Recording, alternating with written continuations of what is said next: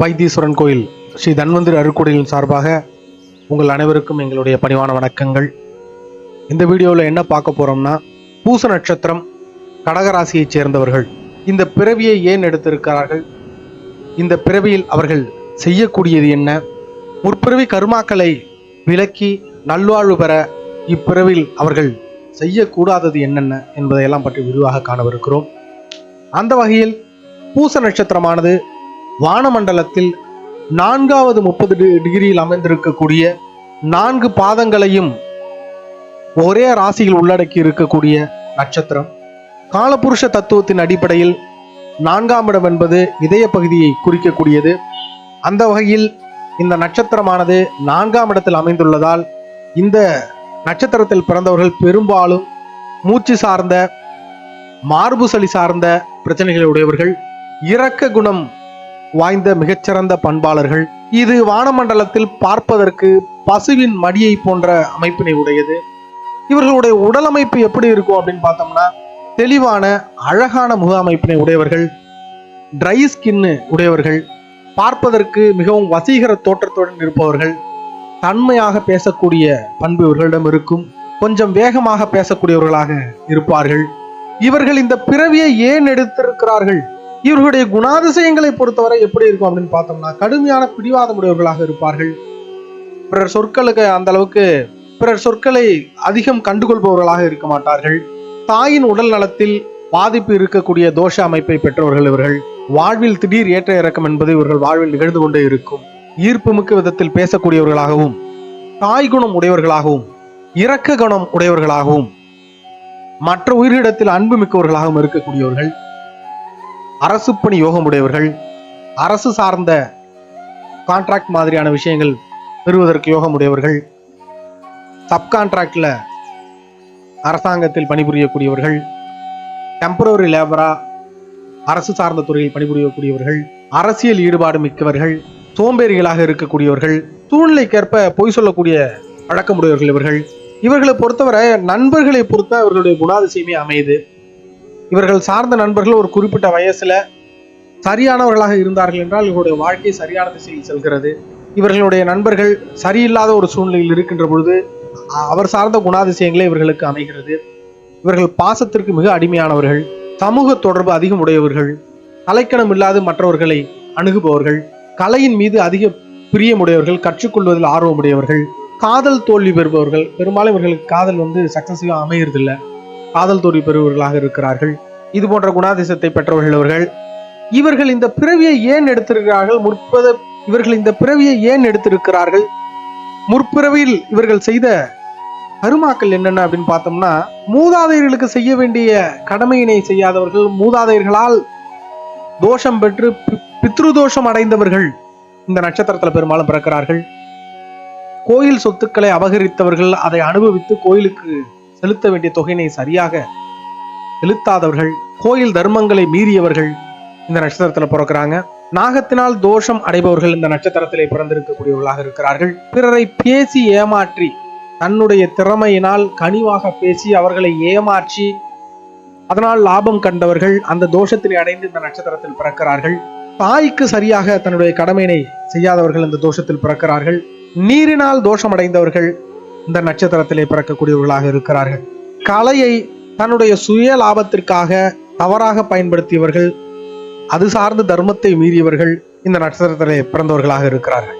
இவர்கள் உடல் என்ன மாதிரியான கர்மாக்களை இந்த உலகத்தில் கடந்து செல்ல வேண்டி இருக்கிறது அப்படின்னு பார்த்தோம்னா, எலும்பு சார்ந்த பிரச்சனைங்கிறது இவர்களுக்கு இயல்பாகவே இருக்கும்.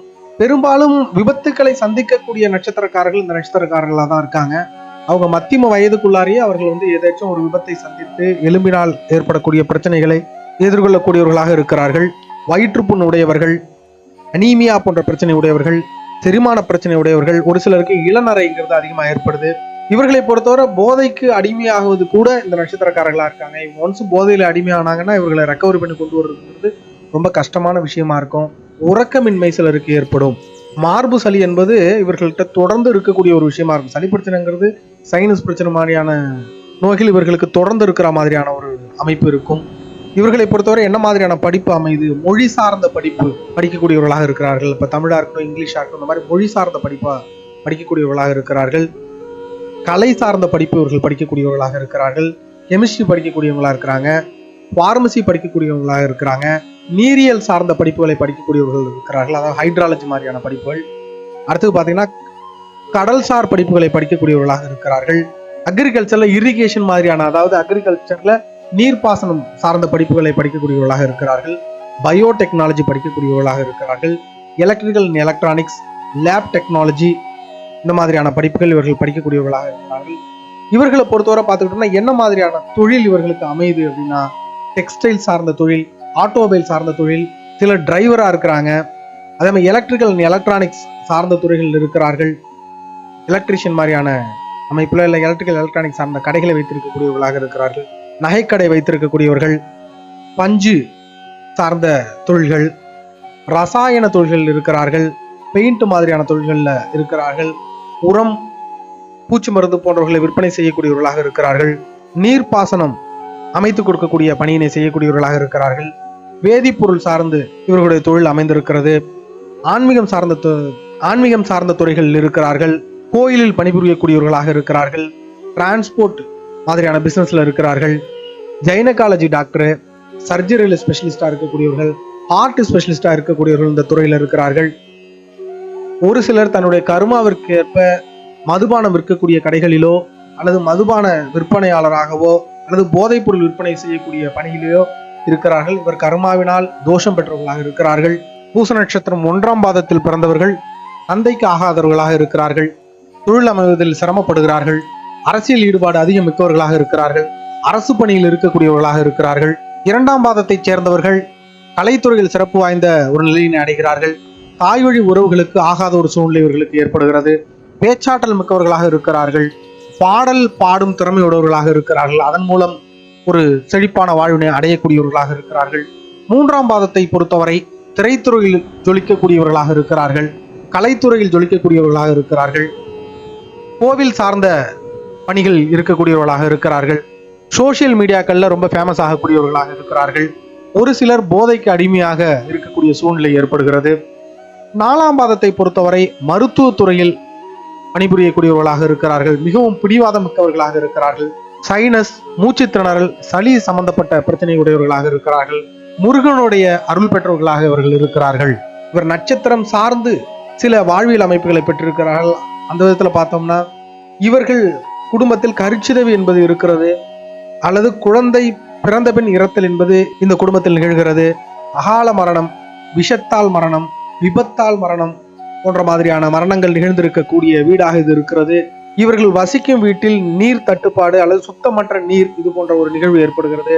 இவர்களுடைய வீடானது நீர் தேங்கக்கூடிய பகுதியிலோ அல்லது நீரோட்டம் அருகாமையில் இருக்கக்கூடிய பகுதியிலோ, அதாவது வீட்டினுடைய முன்புறமோ பின்புறமோ வாய்க்கால் இருக்கக்கூடிய பகுதி, அல்லது இவர்களுடைய வீடே சுத்தி நீர் தேங்கக்கூடிய ஒரு பகுதியாக இருக்கக்கூடிய சூழ்நிலையில் இவர்களுக்கு அமைகிறது.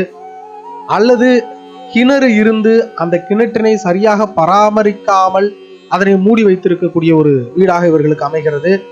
அல்லது அந்த கிணற்றை முறையாக மூடாமல் அதனால் தோஷம் அடைந்திருக்கக்கூடிய வீடாக இவர்களுடைய வீடு அமைகிறது.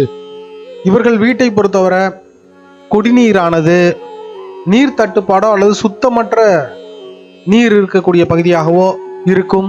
கழிவுநீர் போக்கு என்பது சரியாக ஒரு அமையாத ஒரு அமைப்பாக இவர்கள் வீட்டில் இருக்கும். அதே போல இவர்கள் குடியிருக்கக்கூடிய வீடுகளில் வடகிழக்கு பகுதி பாதிக்கப்பட்டிருக்கும். இந்த வடகிழக்கு பகுதி பாதிக்கப்படுறதுனால அந்த வீட்டில் பெண்களுக்கு உடல்நிலை பிரச்சனைகள் ஏற்படும். குழந்தைகளுடைய கல்வியில பிரச்சனை ஏற்படக்கூடிய வீடுகளாக இருக்கும். இந்த நட்சத்திரக்காரர்களை பொறுத்தவரை 10ஆம் இடத்தில், 7ஆம் இடத்தில் அல்லது 2ஆம் இடத்தில் ராகு இருப்பவர்கள் அந்நிய நாடு பயணம் என்பது அவர்களுக்கு ஆரோக்கியமாக இருக்கிறது. அதனால் வருமானம் என்பது ஏற்படுகிறது.